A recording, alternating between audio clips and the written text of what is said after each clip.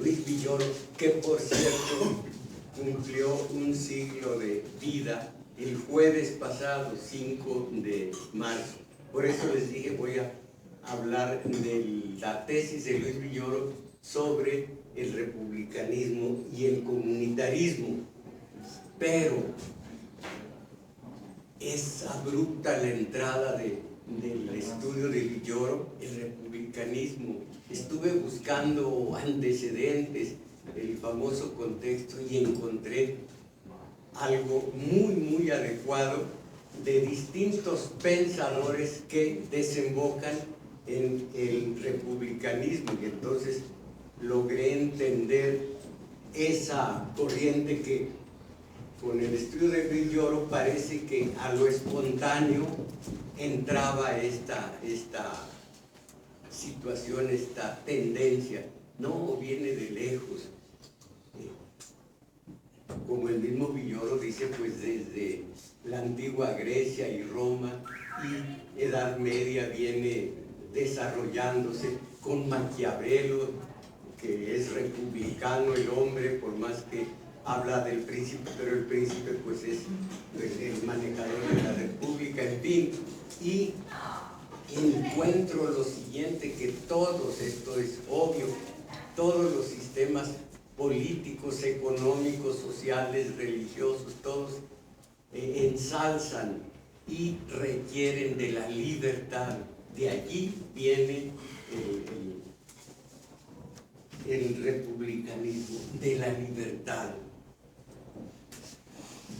La necesitan para la ciudadanía.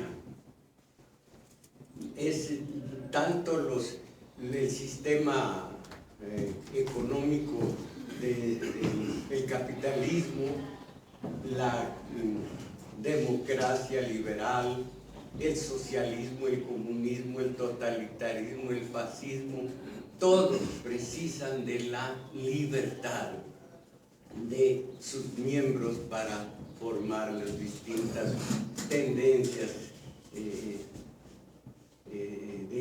económicas, sociales, culturales, religiosas, pero sobre todo políticas. Entonces, veo que según el estudio de este republicanismo, pues algo que cae en la filosofía, todos requerimos de ser felices. Y luego las preguntas obvias: ¿somos felices? ¿Qué tan felices somos? ¿En qué sentido lo somos y en qué sentido no? Nos hemos preguntado qué tan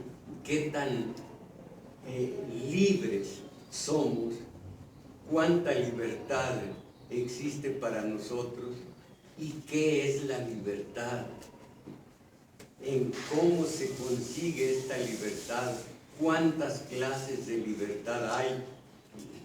En el mito es la libertad. En el mito, Adán, Eva ya son libres cuando por el conocimiento del bien y del mal salen, tienen la libertad con responsabilidad, y es tan pesada la carga de la responsabilidad que entregan su libertad, y el día de hoy pertenezco a, y siempre pertenecemos a, y así se explica que exigimos a aquel al que le dimos la libertad, le exigimos, lo erigimos en padre, y nosotros nos quedamos en la etapa de la adolescencia pidiendo, exigiendo todo esto. Y Fromm, qué manera de explicarlo. Fromm habla precisamente del miedo a la libertad. Esa es una forma de analizar someramente lo que es la libertad. Pero viene el análisis sobre libertad y me encuentro con un Berlín, que en español diría yo, digo Berlín, Isaías Berlín, que es el que de manera más clara habla de dos clases de libertad, la negativa y la positiva. Vienen después muchas otras corrientes, la democracia real, perdón, no la democracia, la libertad real, y tantas más, pero todas parecen englobarse en esas dos, positiva y negativa, que algunos otros pensadores, según veo, lo ponen en entredicho porque es demasiado reduccionista. Sin embargo, estudiándola bien, pues parece que todo cabe en ese carrito de libertad negativa y libertad positiva. Cuando uno no conoce exactamente estos conceptos, toma la libertad negativa como algo precisamente negativo. Es la mejor, es la a la que todos aspiramos, es la que de alguna manera provoca la positiva, que es peligrosísima. La positiva es riesgosa, es muy distinta a la negativa, que es la aspiración de todos nosotros.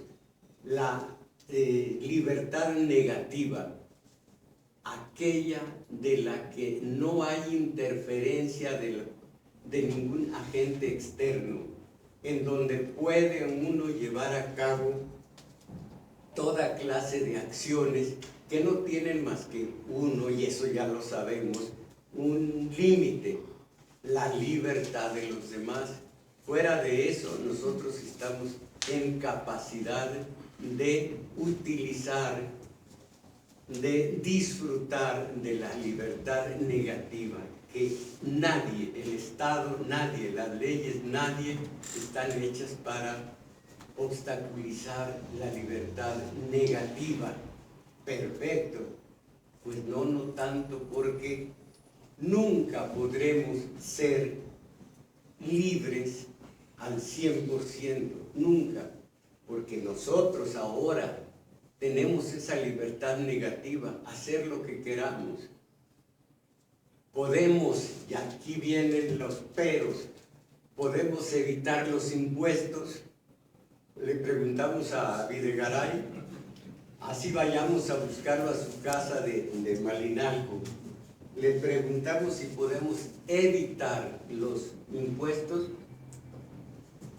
Ahí hay una valla para nuestra libertad negativa. Pero lo más obvio, podemos todos los días con la familia ir al restaurante más caro, no es que no hay dinero. Ir a Cancún, según esto dicen que es muy hermoso, pues sí, pero el dinero para el pasaje y para todo lo demás.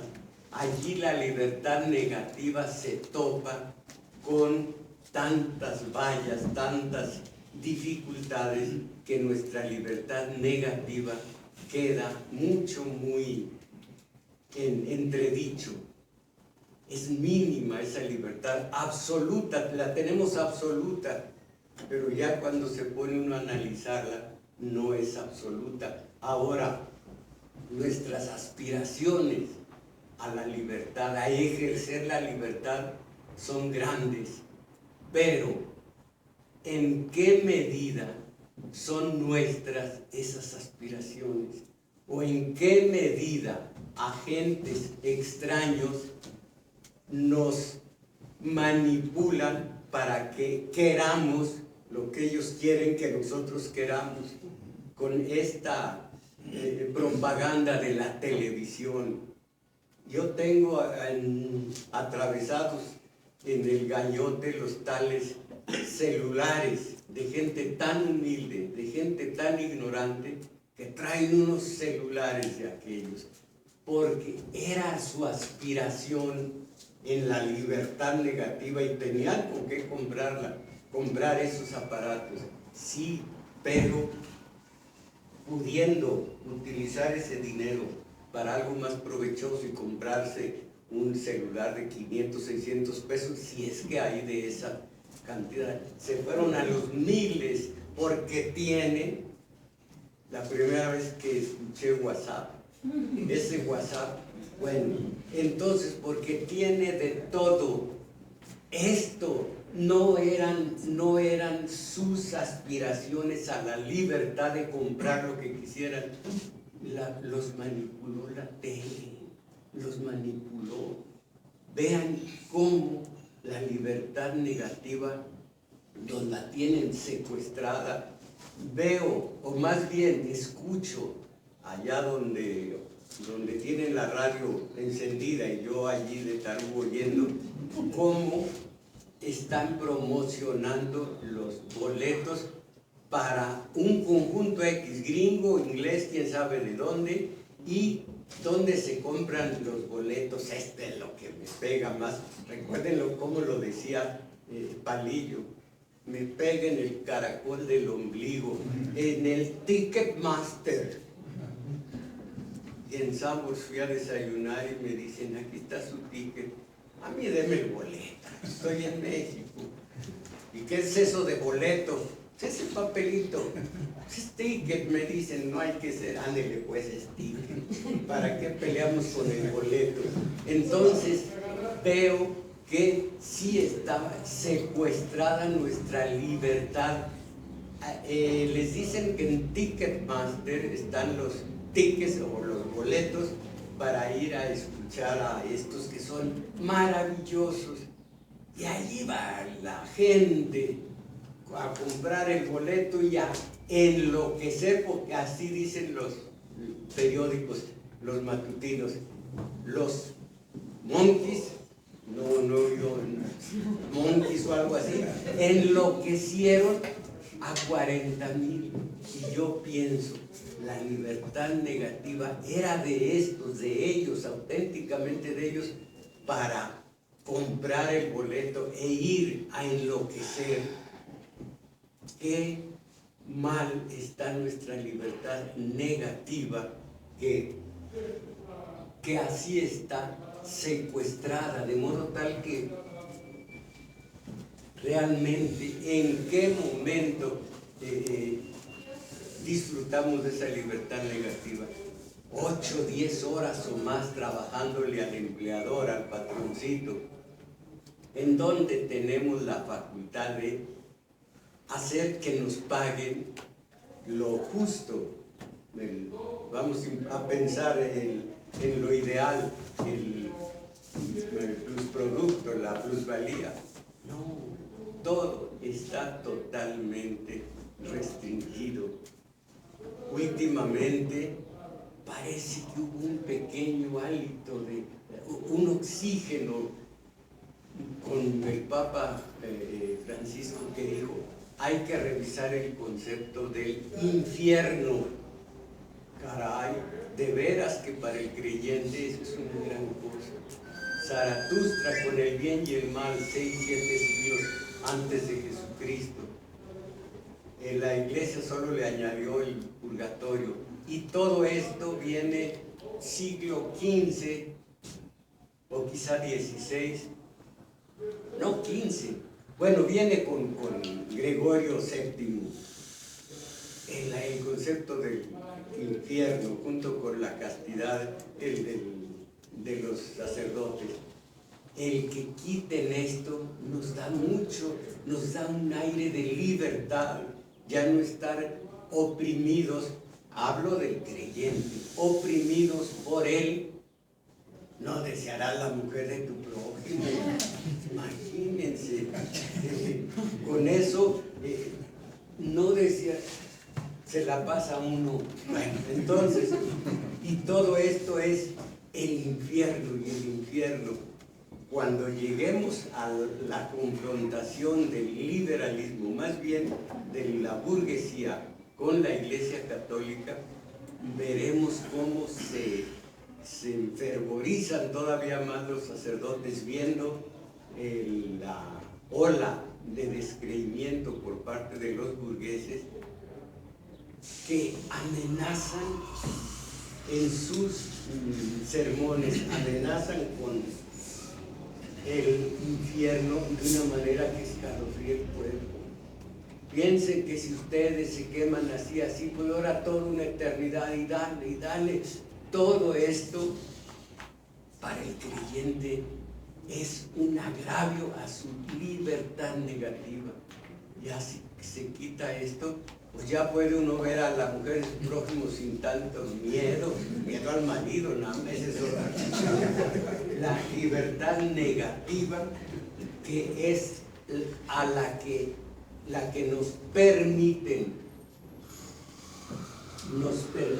tener, acuérdense, en la síntesis, la libertad negativa es de, la libertad positiva es para.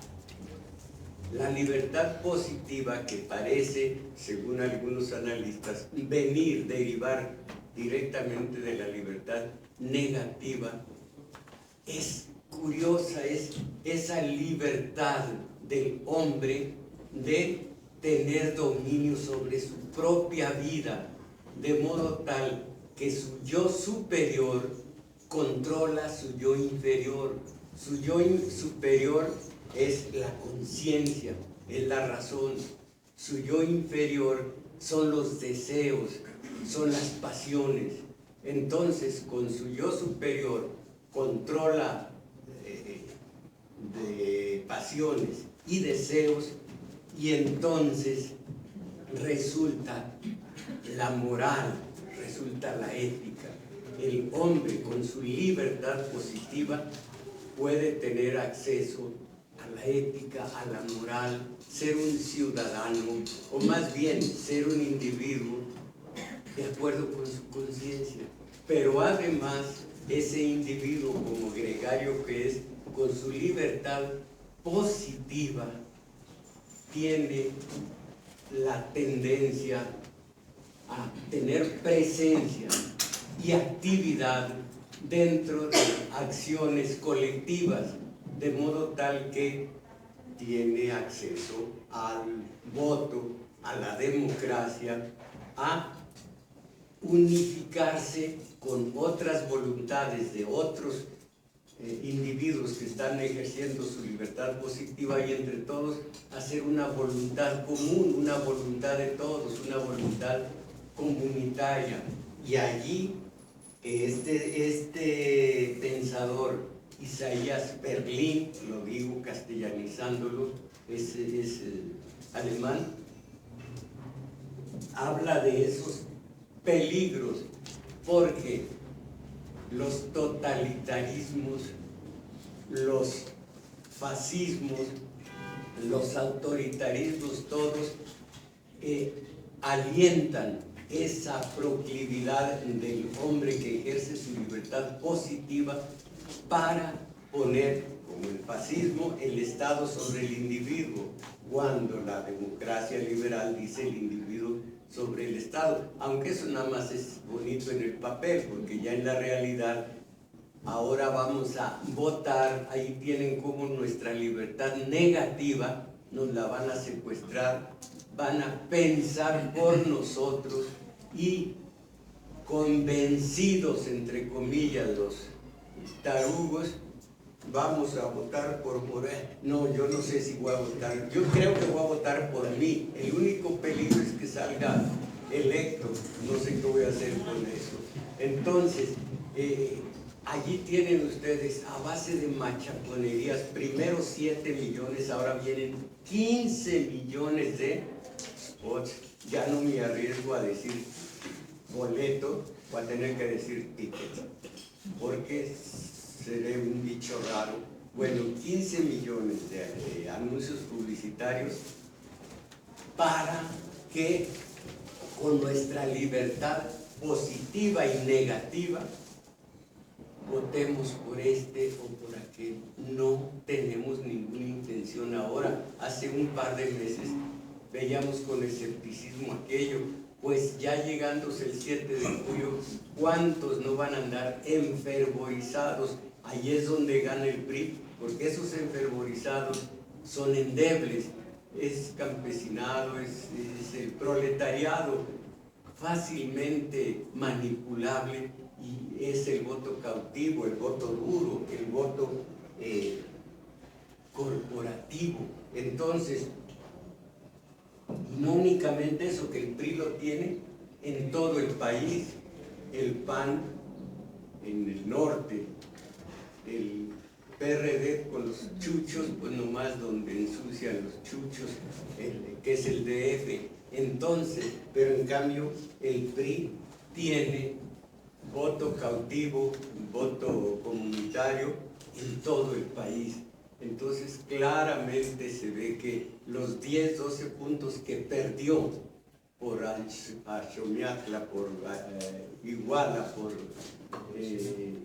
igual otro, Tlatlaya, los repone con ese horror que es el verde. Y yo me arrepiento de que sonando mi celular fui a ver quién era. Y empieza una voz masculina. Somos del verde. Dije 2 o 3 altisonantes, no eran, no, nunca he dicho antes. Hace 20, 40, 50 años no digo una altisonancia. No son malas, pero no son mi costumbre. Dije, primero me muero antes que votar por ustedes, y colgué. Y pienso, ¿por qué no los dejé? ¿Por qué no los encampaneo? Oiga, tienen ustedes. La próxima vez que me hable el verde a mi celular, le voy a hacer una faena de aquellas. Y bueno, pues voy a quedar, voy a escuchar qué porquerías me puede ofrecer, qué opciones, ese horror. Ya saben ustedes que le dobletearon la multa, pero ya fuera del tiempo, porque el mal ya lo hizo. Pero esa es otra cuestión. Nuestra libertad positiva se va a reflejar disminuida, como siempre, en esas tareas comunitarias. Nuestra libertad negativa está secuestrada. Por eso les hablaba del infierno. ¿Cuánto no han manipulado nuestra libertad negativa?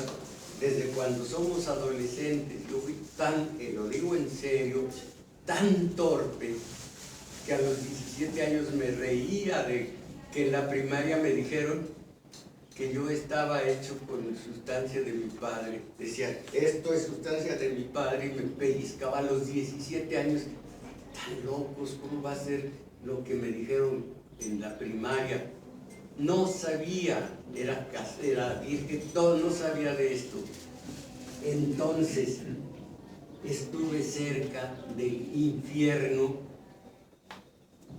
los terrores nocturnos por el infierno. Mi libertad estaba tan acotada con los curas. No supe ya de un poco de libertinaje, de pecar, de hacer algo ya cercano a lo proscrito, hasta que entré al seminario. Está como aquella señora que dice, mira, mi hijo ya por fin se casó, nunca le di pecho, no supo de pecho el pobre chiquillo, hasta que lo vas a ver ahora. Bueno, así, yo hasta que en el seminario fui a conocer de cuerpo presente el pecado. No, allí también fui fanático. Ese es uno de mis grandes defectos, el fanatismo. Y creí que conmigo se iba a morir en lo que se refiere a la familia. Mi hija salió más fanática que yo. Escandalizó en una reunión en casa, escandalizó a Octavio, que se quedó pálido, el pobre, y desde entonces no puede ver ni en pintura a mi hija. Dice, dice mi hija, para evitarle un pequeño sufrimiento a mi gata, mataría a 10 Beethovenes. La plática de Octavio se quedó seco, se quedó frío. Quiero decirles que es tan fanática que no es solo vegetariana, es, no sé cómo se llaman eso. ¿Vegana? Algo por el estilo, sí. Que no pueden comer, pero tiene años así. Entonces digo, mi fanatismo se fue con ella, aunque no mi disciplina, lástima. Es una excelente escritora, tiene un talento bárbaro, pero no ejerce por pura flojera. Pero esa es otra cuestión. Nuestras dos clases de libertad. Otros más recientes, otros pensadores dicen que, bueno, Hayek, precisamente el del neoliberalismo, habla mucho y escribió sobre libertad, y dice que la libertad negativa nos lleva a la libertad positiva. La libertad negativa es desde Hobbes y de muchos otros pensadores, Kant, digamos, humanistas, entre comillas, y la libertad positiva, peligrosa, es el centro grande de Marx, del comunismo, de los fascismos, porque esa voluntad es la que se precisa para la comunidad. El neoliberalismo busca el individualismo a ultranza. Esta es una tendencia de los burgueses desde 1640 y tantos, 42, 47 o 49, muere Carlos I, le quitan la cabeza, y allí viene, desde entonces viene esta tendencia, y la comunidad, que era de la Edad Media, queda anulada y viene el individualismo. El burgués es individualista, el neoliberalismo, individualismo a ultranza, como fanático del individualismo, que se arruine el hermano y compadre con tal de que mi empresa se robustezca. Antes, aquí ya lo hemos visto, todo era pensado en la Edad Media desde el punto de vista social. No había agio, no había todavía burgueses. Los burgueses apenas comenzaban, caldereros, cambistas, artesanos a los que les sobraba su mercancía, su mercadería, e iban a veces al trueque. Allí comenzaban apenas, y todo era comunitario, todo era social, todo se imaginaba social. Esta es la esencia de la libertad positiva. Marx, pues, es todos juntos, todos, el individuo queda supeditado a la sociedad en un propósito comunitario, nada más que ese propósito comunitario, uno es el de Marx y otro es el de Mussolini, el de Franco, el de Hitler. No quiero citar a Hitler porque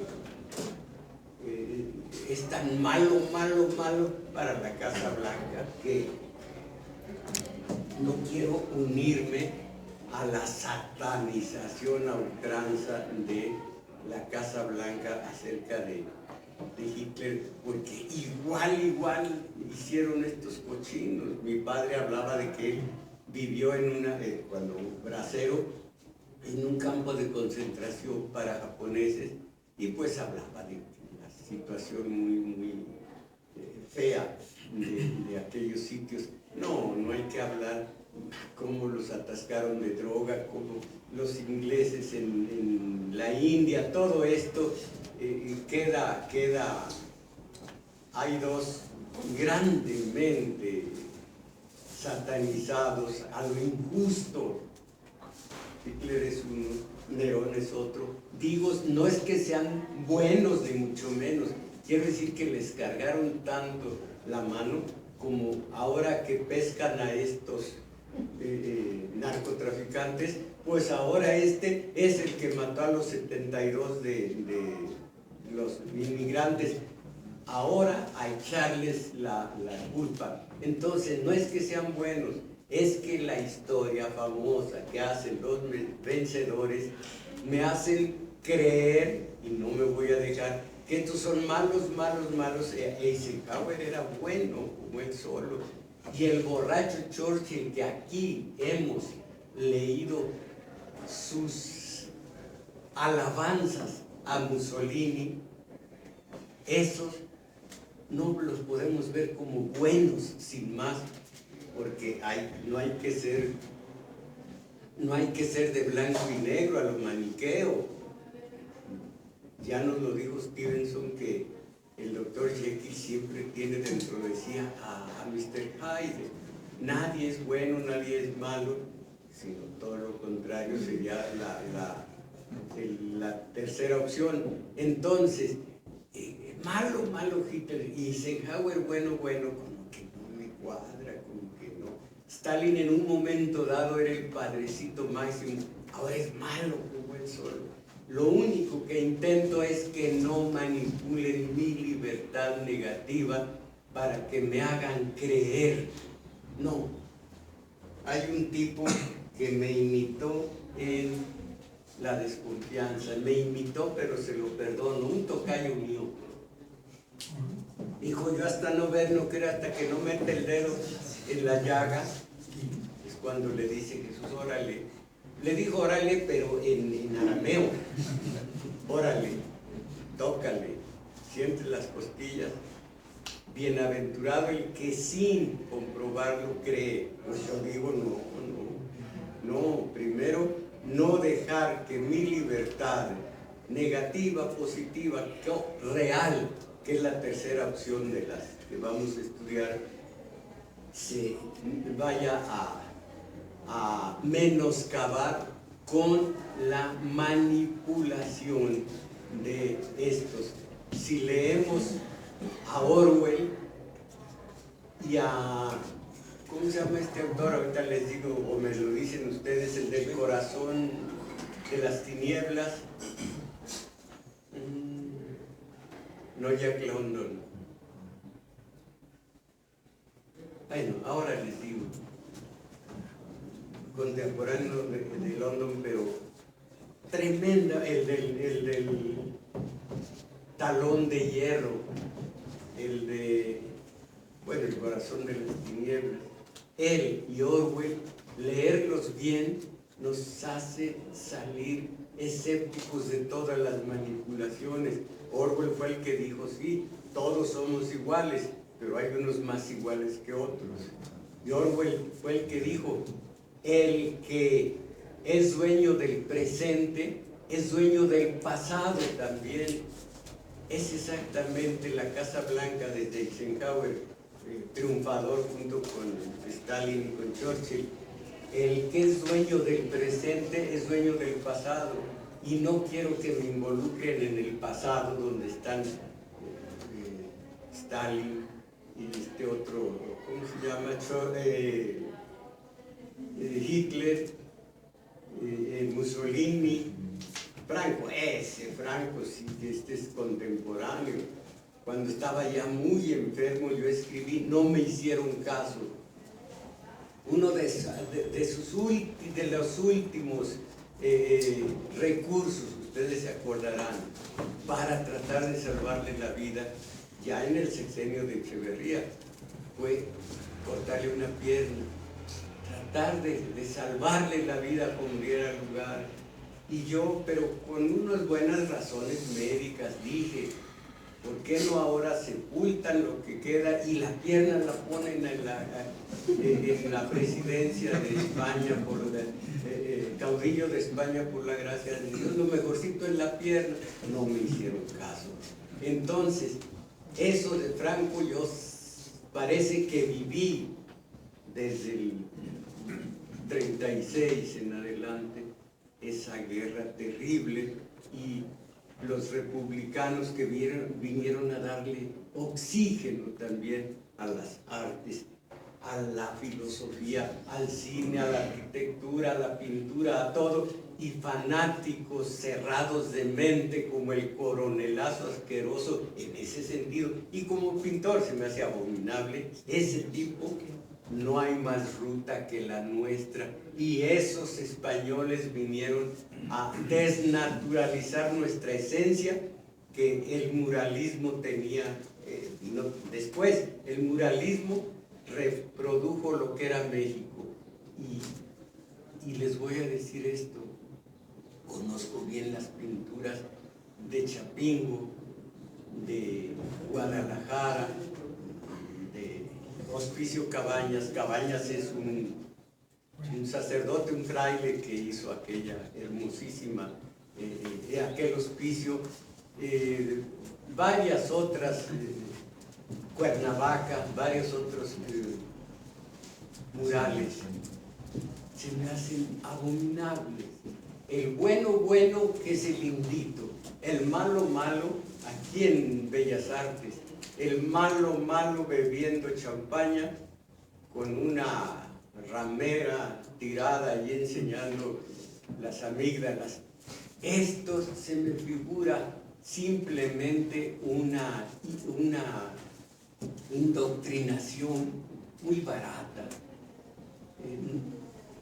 Odiamos a Hernán Cortés y lo odiamos en español y lo odiamos con la mitad de la sangre de Cortés y la otra mitad de Malinche, que es de Quintana Roo, que es de Yucatán o que es de Tabasco, Jalaxtlaco,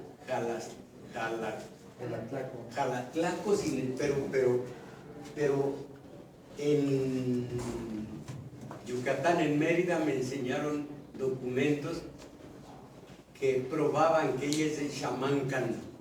¿De dónde se Xamancan? Entonces, pero no es Jalatlaco, es otro. No sé si mienten Jalatlaco. Entonces, el mestizaje lo rechazamos, y lo rechazamos en español. Y como les digo, si nos quitamos los 2,5 litros de sangre, 2 litros las mujeres, 2,5 litros de sangre de los invasores y luego conquistadores, se reproduce la sangre, nomás se toman una Coca-Cola y ya vuelve uno a la sangre normal y vuelve a tener 2,5 de español, aunque no quiera. Gracias, entre comillas, a Landa y al Tata Vasco, ¿qué queda de la cultura indígena, nuestra raíz indígena? ¿Qué queda? Presumía Landa que, debe ser una exageración, que como 5,000 piezas logró destruir, 5,000 piezas demoníacas de ídolos. Bueno, pero allí estamos, somos mestizos a querer o no, somos mestizos, no somos indígenas, no somos españoles. Si no somos indígenas, ¿qué caramba somos entonces? Allí está el muralismo,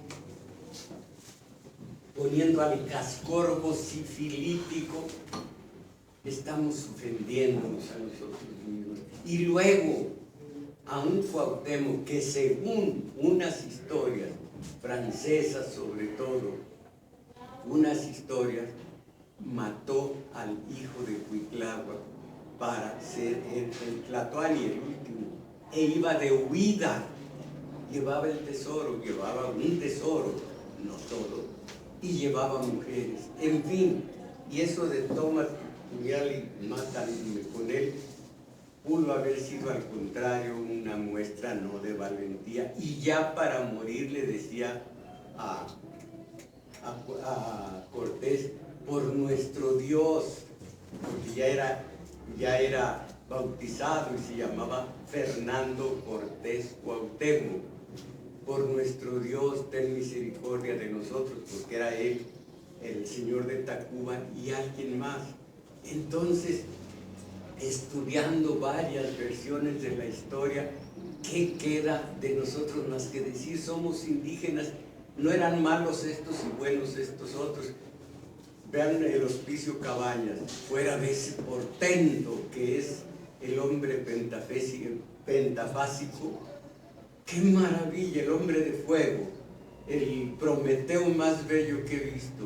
Y fuera de esta experiencia que tuve en el Palacio de Gobierno de Guadalajara, entraba yo muy descuidado por la escalinata principal y se me viene encima un Hidalgo, Miguel Hidalgo, que ya quisiera el verdadero haber tenido la personalidad de este.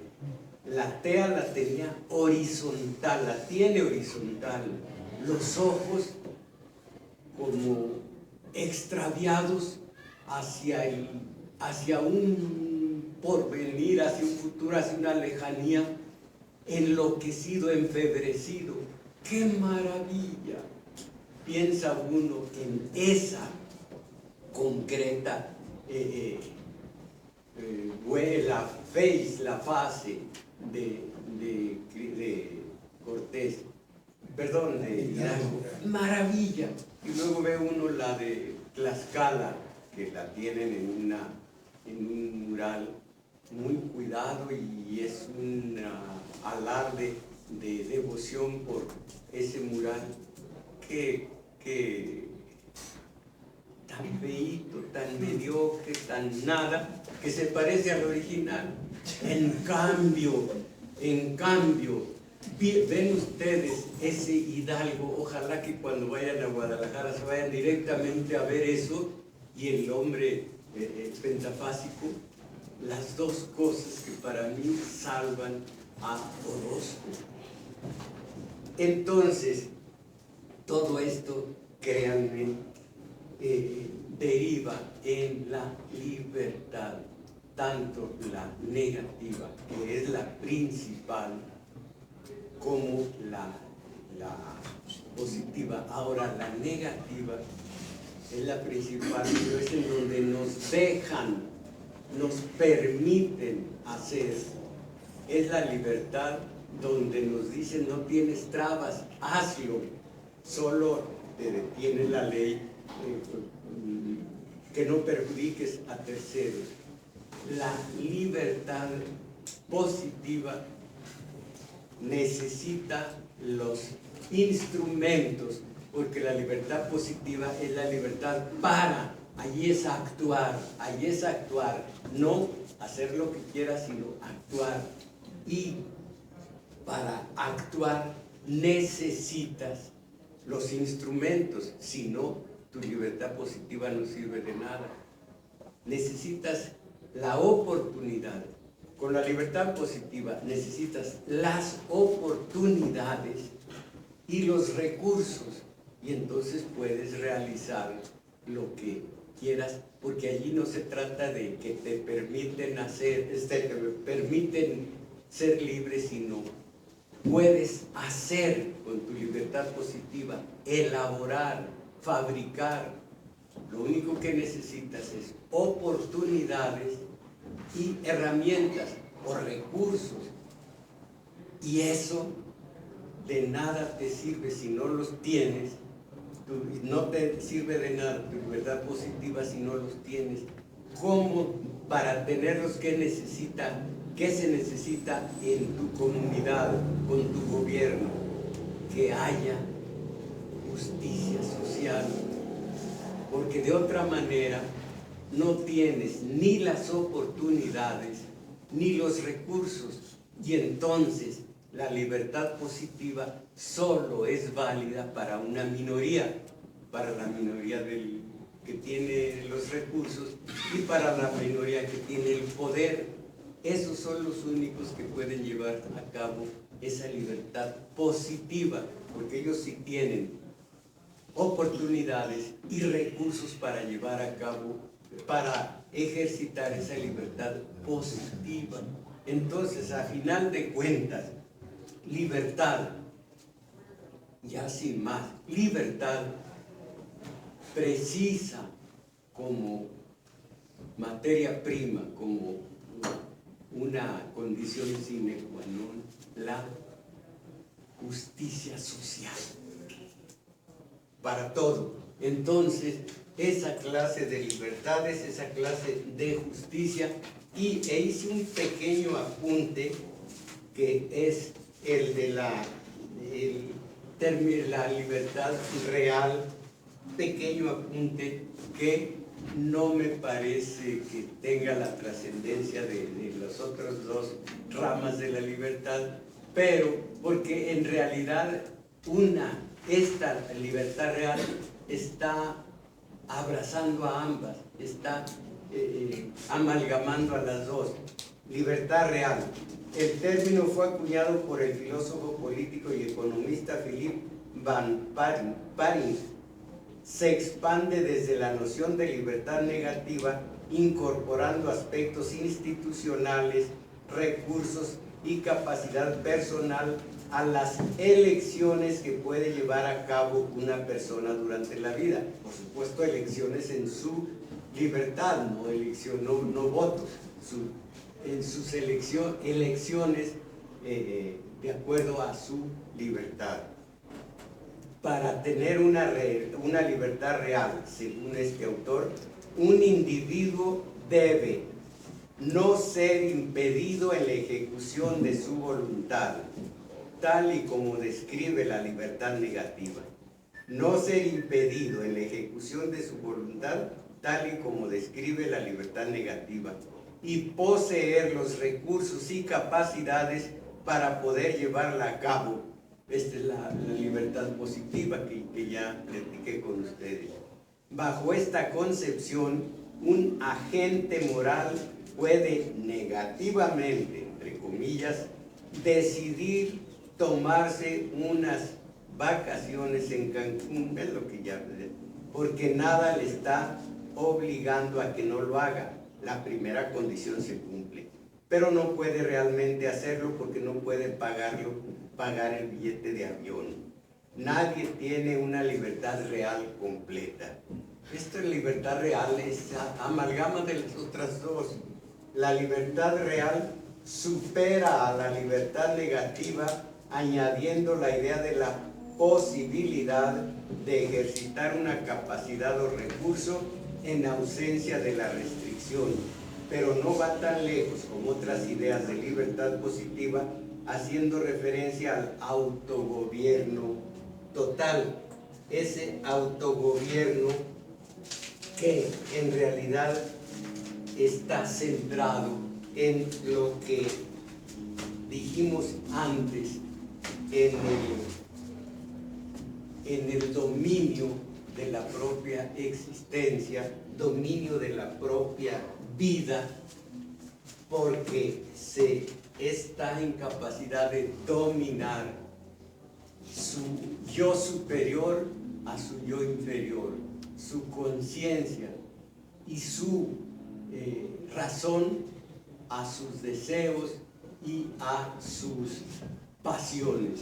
Ustedes saben que son las dos entidades que están dominadas, están contempladas en la psicología, por ejemplo, las pasiones, los deseos, y donde se ha debilitado el concepto de razón y el concepto de conciencia. Entonces, libertad real, por eso nada más tomé esta pequeña consideración, no es más que las dos, con la libertad positiva que no pone énfasis en el autodominio de sí y más en la presencia, como decía, de un individuo en decisiones, en votaciones, en actividades de los demás individuos que manejan su libertad positiva para amalgamar un plan común, una meta común, y que lo mismo es una aspiración de la que habla Marx, que habla también de ello Mussolini, y donde el Estado es todo, Mussolini, y donde el proletario es todo, en Marx, a diferencia de esa libertad positiva de la burguesía que tiene mucho menos peso y mucho más la libertad negativa. Entonces, en síntesis y muy arriesgado, les digo, la libertad positiva de alguna manera evoca tiempos de la Edad Media. La libertad positiva, perdón, la negativa evoca los tiempos actuales de una democracia liberal que ya al estar en tantos sentidos superada, da pie a estos intentos comunitarismo aquí en México y en muchos lugares de África, y el republicanismo, que ahora sí comienzo con la lectura de la tesis de Villoro, como les digo, que hubiera cumplido hoy 102 años de edad, pero le tuvo la humorada de morirse. Entonces, contexto: las democracias modernas tienen lugar, por el contrario, en sociedades complejas. Se acaba de terminar el análisis del comunitarismo y los usos y costumbres. Las democracias modernas tienen lugar, por el contrario, en sociedades complejas. Se ejercen sobre una pluralidad de formas de vida y admiten concepciones sobre el bien múltiples.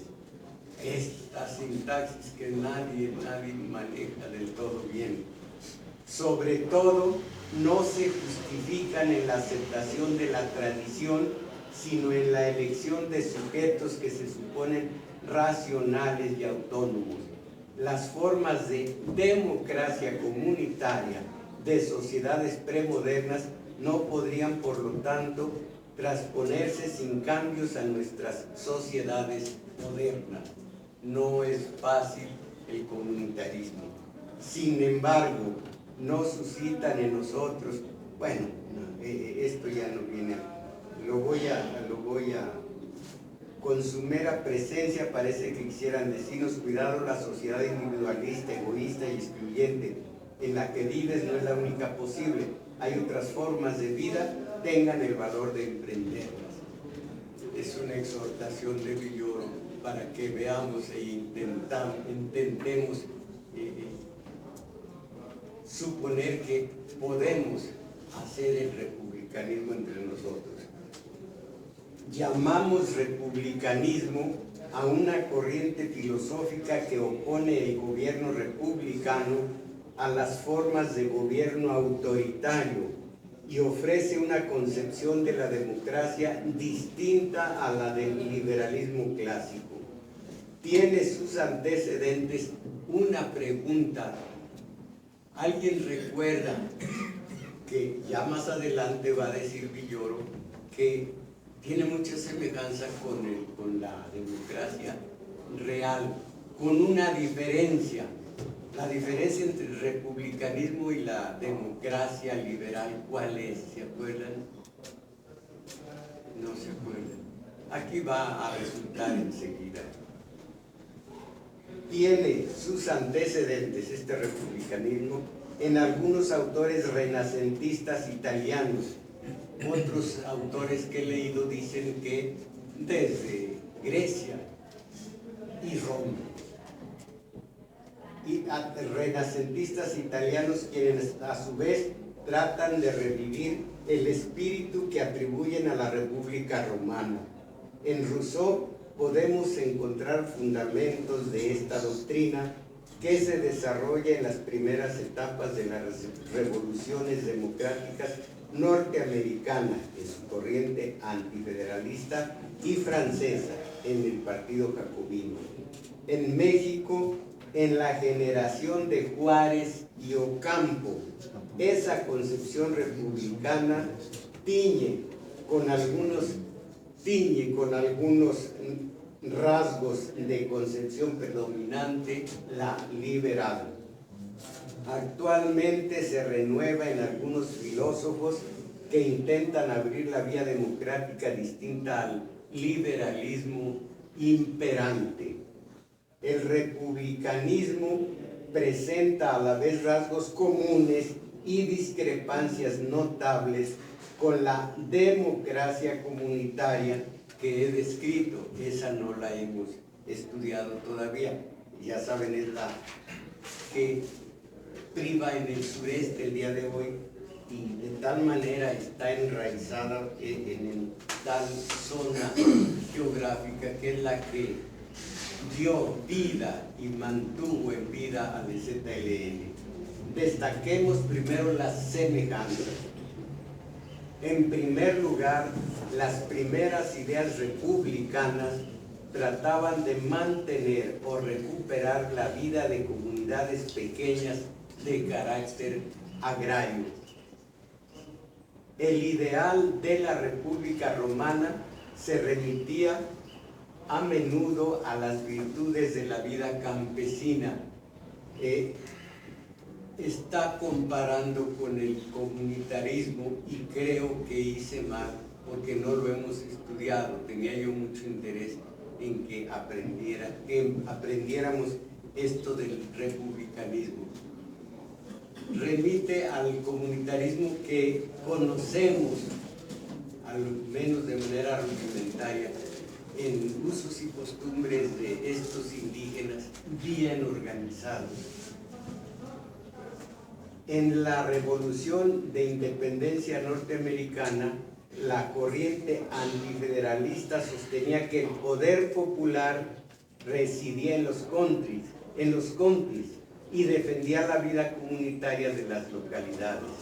Una fuente de inspiración era la Oceana de James Harrison, quien ya a mediados del siglo XVII proponía la instauración de una república agraria e igualitaria.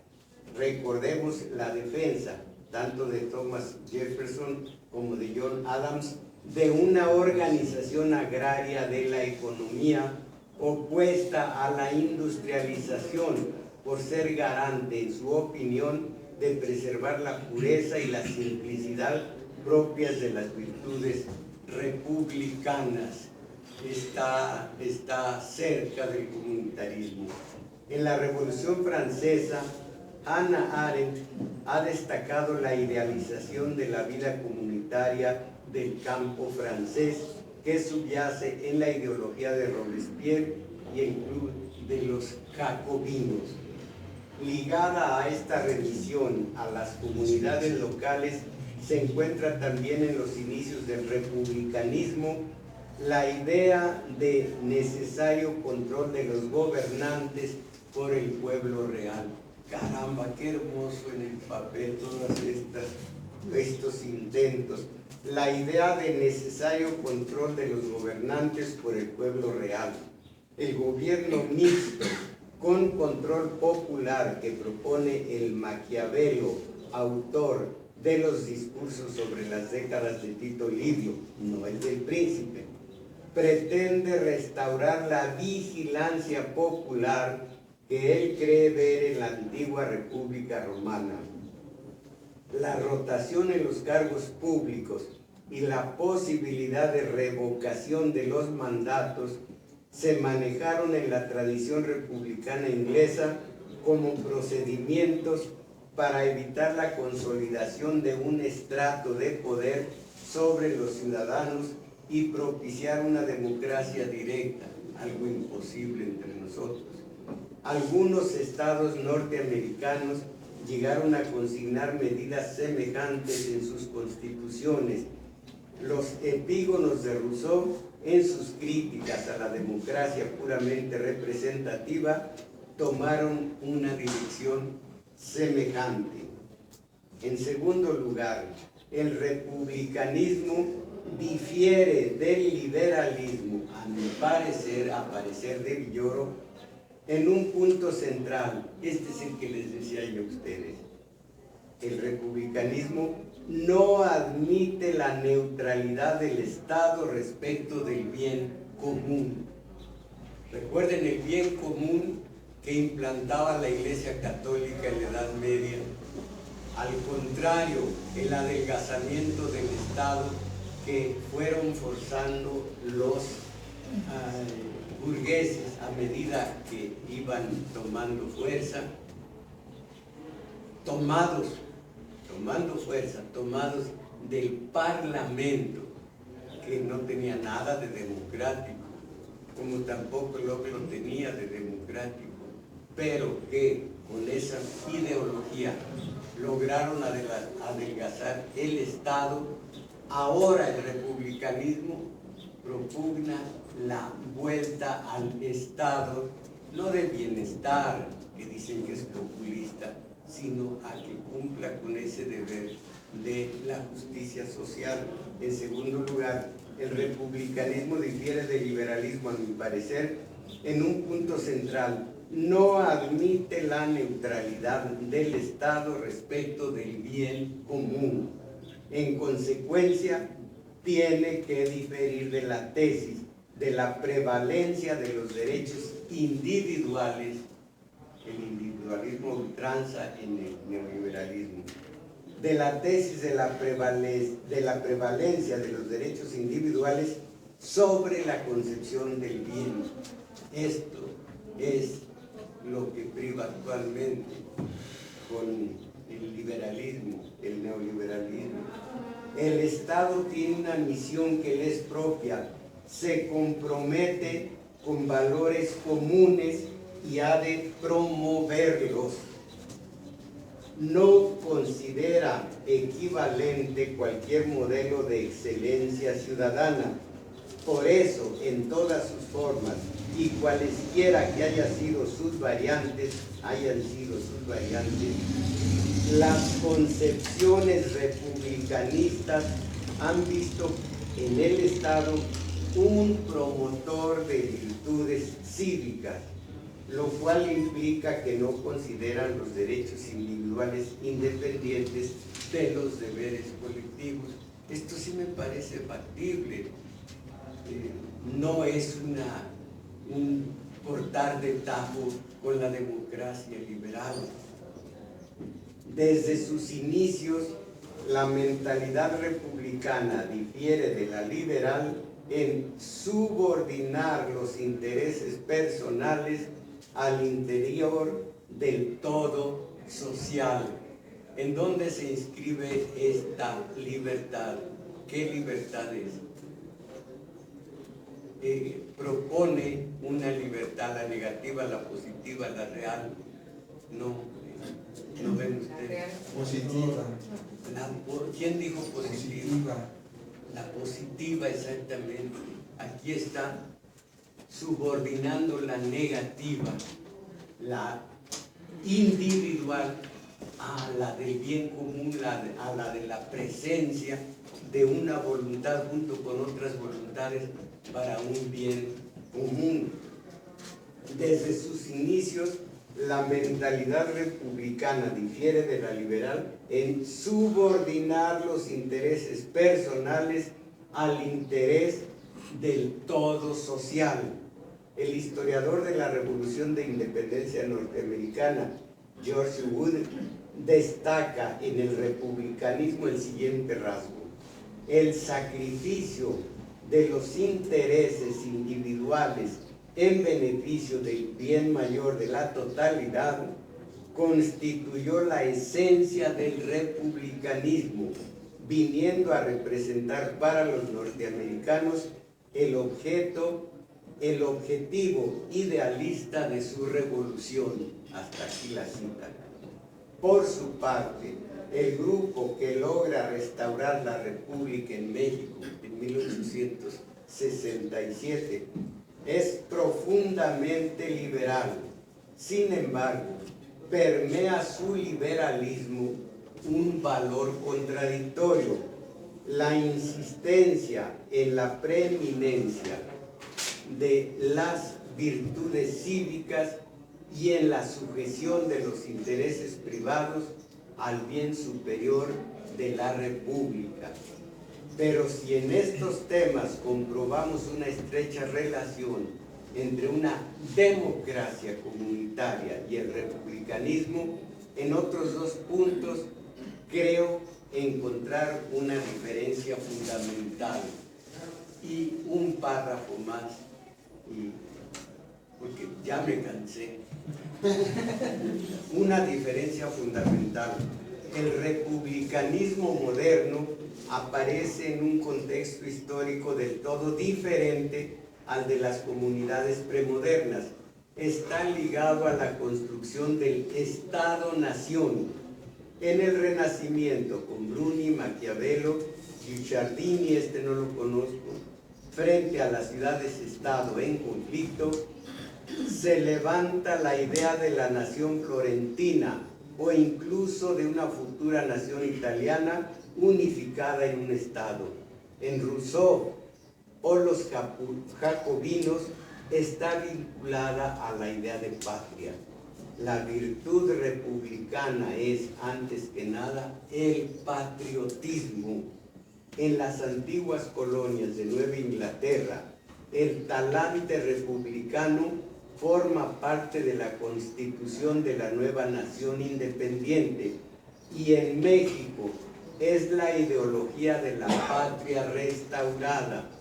En todos los casos, el bien común que debe prevalecer sobre los intereses privados es el de una entidad por construir, el Estado, que coincide con una nación unificada. Un párrafo más. Así me parece observar, y lloro. Así me parece observar en los inicios del pensamiento republicano una aparente contradicción. Su aprecio por las formas de vida de las comunidades locales hubiera podido llevarle a reivindicar formas de autonomía comunitaria, pero la burguesía ascendente tenía el proyecto contrario, la constitución de un Estado-nación homogéneo en el que se integraran las comunidades locales. Por eso, aunque se destacara en las comunidades locales un ejemplo de vida solidaria, la solidaridad ciudadana se ve ante todo como el servicio a la nación unificada en un Estado soberano, la devoción a la patria. La totalidad cuyo bien debe prevalecer sobre los intereses personales es el Estado-nación al que debe supeditarse el bien de cualquier comunidad en su seno. Sigue el estudio que inicié la semana anterior del republicanismo, pero veo que será bueno con estas nociones del republicanismo ir a lo que me había parecido obvio, que conocemos bien, el comunitarismo. Vamos a verlo como para contrastarlo con un republicanismo que vamos a seguir estudiando. Creo que quedó clara nuestra plática sobre la libertad positiva, negativa, real, que no es más que la conjunción de las otras dos, y que para fin de que sea una realidad necesita la justicia social para que haya, primero, oportunidades y segundo, los recursos, los instrumentos para hacerla realidad. Esto es lo que vimos hoy, y no sé si quiera alguien, si hay alguna duda. No me queda claro los conceptos de libertad positiva y negativa. Una es de, la otra es para, pero no entiendo bien. Una de ellas, el Estado le permite todo lo que no fastidie al vecino, le permite. La positiva, usted va a construir, vamos a decir esto, la libertad negativa para actuar todos los días. La libertad positiva ya tiene un contexto de moralidad. Perdón la interrupción. ¿Están dirigidas hacia diferentes sectores de la población? No. Para todos. ¿Tiene algo que ver o no tiene nada que ver en cuanto a que, las autoridades tienen la libertad de hacer lo que la ley mandata, y la población en general, la no autoridad, pues, tiene la libertad de hacer todo, en tanto no afecte la de los demás? ¿Así? Sí, así es. Ahora, tiene la libertad de hacer lo que quiera. Y ya vimos que eso es una mentira porque está acotadísima, hacer lo que quiera.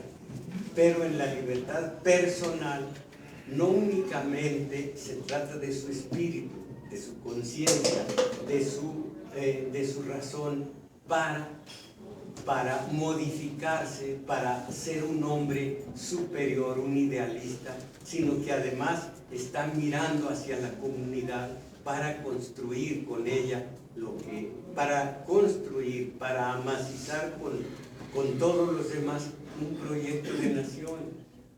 Esto, allí entra el voto, allí entra la democracia liberal.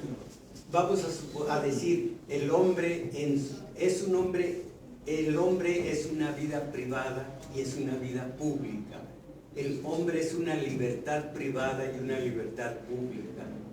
En su libertad privada hace lo que quiera porque se lo permiten la ley, las leyes. Y como hombre, como libertad positiva, es un hombre público, un hombre que se derrama hacia afuera, pero siendo un hombre de ética, siendo un hombre de moral, un hombre de virtudes, que se conjunta con los demás para dirigir, entre comillas, una nación, un proyecto de nación. Entonces, son dos libertades, la privada y la pública. Sí, las dos libertades, la positiva y la negativa, tratan de alcanzar el bien común, la justicia social, o la negativa no. La negativa, por supuesto que sí, pero la negativa, voy a decirlo de una manera totalmente impropia. La negativa es lo doméstico, lo negativo es lo que usted tiene ganas de hacer con la familia, lo negativo es lo doméstico, y lo positivo y la positiva es usted en relación con los demás para reconstruir o seguir construyendo una nación. Libertad privada para que vaya usted al cine cuando le dé su gana. Libertad pública para que vote por los chuchos. Una pregunta, con base en lo que nos está mencionando, en el liberalismo no hay libertad positiva. No le oí. En el neoliberalismo no hay libertad positiva. Bueno, en el neoliberalismo hay de tal manera una libertad positiva que el individualismo no nulifica para nada su proyecto de nación. Entre todos los liberales hacen una nación. Es más, se apropian los neoliberales, los grandes capitales de esa nación. Ellos son los verdaderos, los que usufructúan la libertad positiva, porque tienen las oportunidades y tienen los recursos, pero se supone que todos lo tenemos, todos.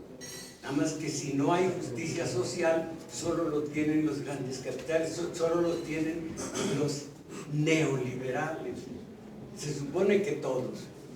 Justicia social. El más amolado de los mexicanos, libertad positiva, oportunidades y recursos. Pero no hay justicia social, se queda para un tipo que va a comer conmigo hoy, Slim.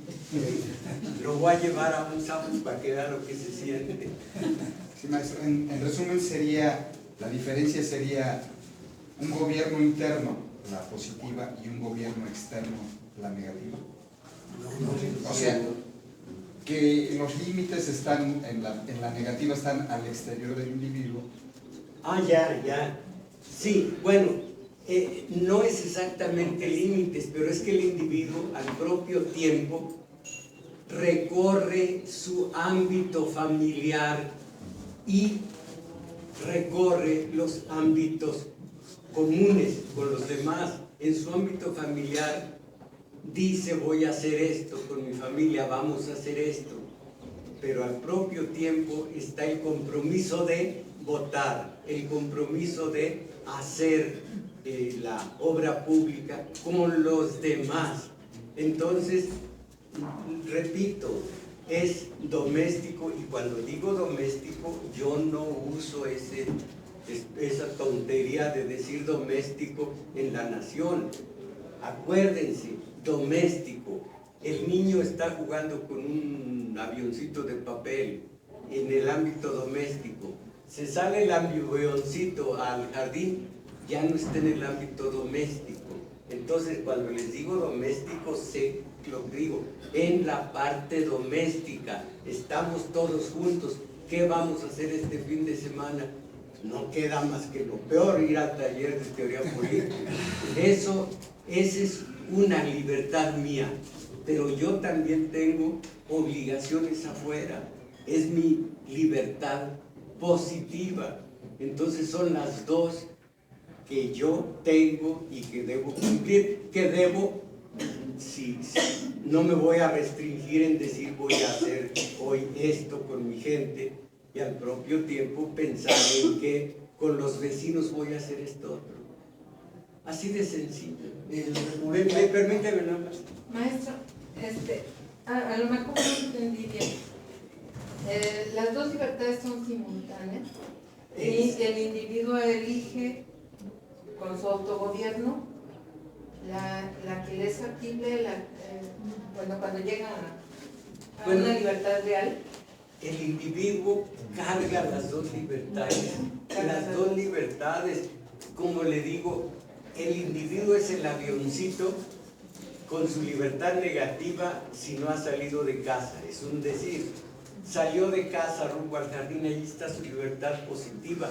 El individuo tiene al propio tiempo la libertad de buscar algo que hacer este fin de semana, pero tiene también en perspectiva ir a votar. Esa es libertad positiva. El qué hacer este fin de semana es la libertad negativa, acotada por las leyes de que hablábamos.